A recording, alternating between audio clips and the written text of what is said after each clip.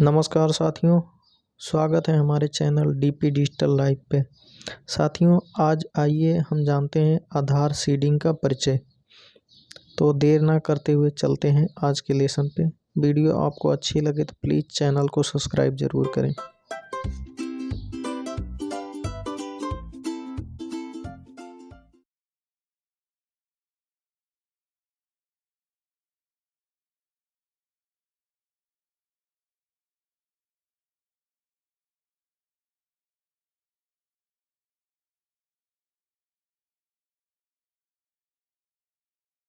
नमस्कार।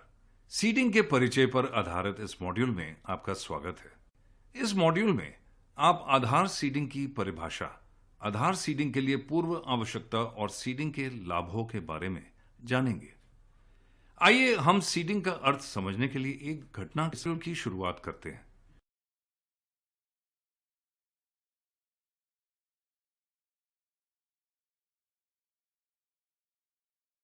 रतन और जतिन रामपुर गांव के निवासी हैं। दोनों एक ही स्थान पर निर्माण का काम करते हैं।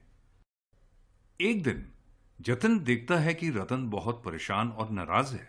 रतन उसे बताता है कि वह इसलिए नाराज है क्योंकि उसे एलपीजी सिलेंडर के लिए तकरीबन 900 रुपए का भुगतान करना होगा।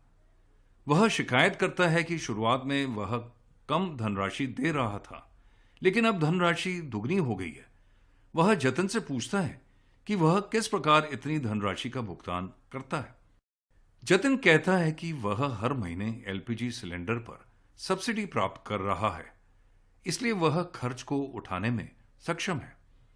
यह सुनते ही रतन ने पूछा कि वह भी सब्सिडी का लाभ कैसे उठा सकता है।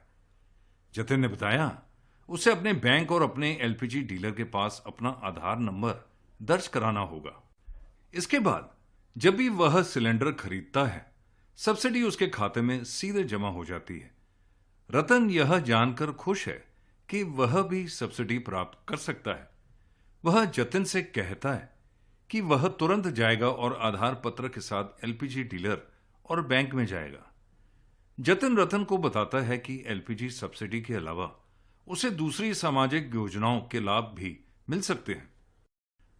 अतः हम यह निष्कर्ष निकाल सकते हैं कि लाभ प्राप्त करने के लिए आधार नंबर धारक को सेवा प्रदाता के साथ साथ बैंक में अपना आधार नंबर दर्ज कराना पड़ता है। दूसरे शब्दों में, आधार को निवासी के बैंक खाते के साथ साथ एलपीजी डेटाबेस से जोड़ा जाता है। इस तरह की प्रक्रिया को आधार सीडिंग कहा जाता है। इस मॉड्यूल में आगे बढ़ने के साथ हम सीडिंग के बारे में और जानेंगे।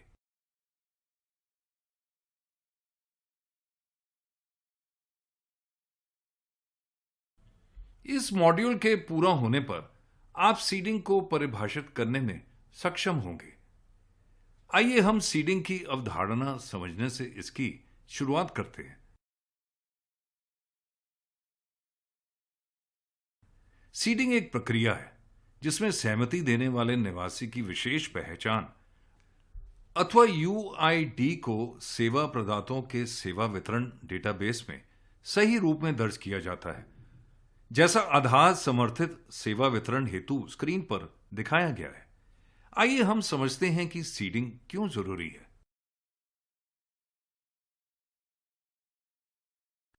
आधार सीडिंग आधार समर्थित सेवा वितरण के लिए एक अनिवार्य आवश्यकता है। मनरेगा राशि, पेंशन राशि, जननी सुरक्षा योजना, गैस सब्सिडी और इस तरह की अन्य सेवाओं के लिए इसकी आवश्यकता होती है। आधार एक मूलभूत सार्वभौमिक पहचान ढांचे का निर्माण करता है। इन संरचना पर सरकार और देश भर में अन्य सेवा प्रदाता अपनी पहचान आधारित एप्लीकेशन का निर्माण करते हैं। आधार सीडिंग डेटाबेस की नकल खत्म करने और डेटा चोरी रोकने में मदद करता है।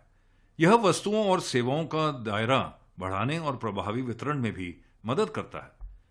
आधार सीडिंग निवासियों को बार बार होने वाली केवाईसी जांचों से बचाता है। यह उन्हें अपनी पहचान को आसानी से स्थापित करने और अपने लाभ या सेवाएं प्राप्त करने में समर्थ बनाता है। अभी तक आपने जाना है कि सीडिंग क्यों महत्वपूर्ण है। आइए अब हम सीडिंग की आवश्यकता पर नजर डालते हैं।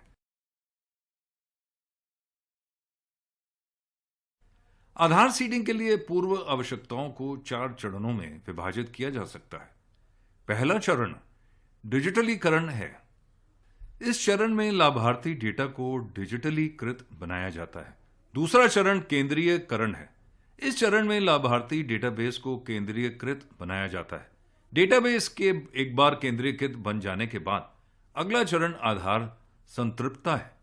इस चरण में लक्षित आधार लाभार्थियों को नामांकित किया जाता है।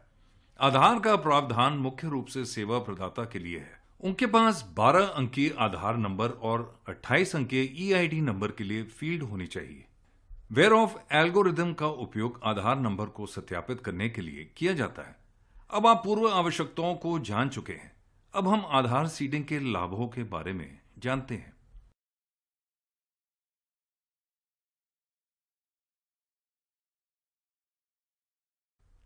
आधार सीडिंग सभी हितधारकों के लिए लाभकारी है।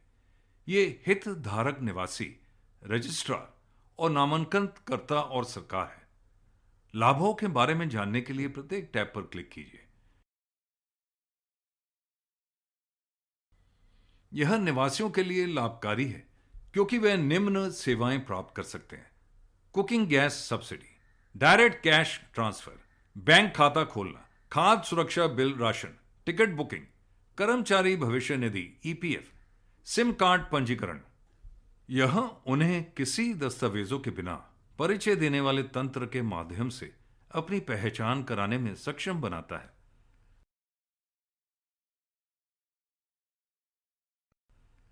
आधार सीडिंग रजिस्टर और नामांकनकर्ताओं के लिए लाभकारी इसलिए है क्योंकि यह उन्हें डेटाबेस से नकल खत्म करने में समर्थ बनाता है।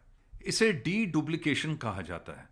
रजिस्ट्रार खर्च पर ध्यान देते हैं, इसलिए सीडिंग किसी व्यक्ति की पहचान करने के लिए कम लागत को सुनिश्चित करता है।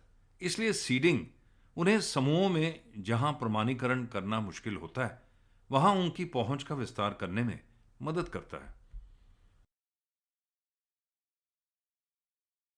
आधार सीडिंग सरकार के लिए लाभकारी है क्योंकि यह नकल को खत्म करता है और एक प्रभावी धनराशि बनाने में मदद करता है। यह सटीक डेटा प्रदान करता है और डायरेक्ट लाभ कार्यक्रमों के क्रियान्वयन को सक्षम बनाता है। आधार सीडिंग की मदद से सरकारी विभाग आपस में निवेशों का समन्वय और सूचनाओं को साझा कर सकते हैं।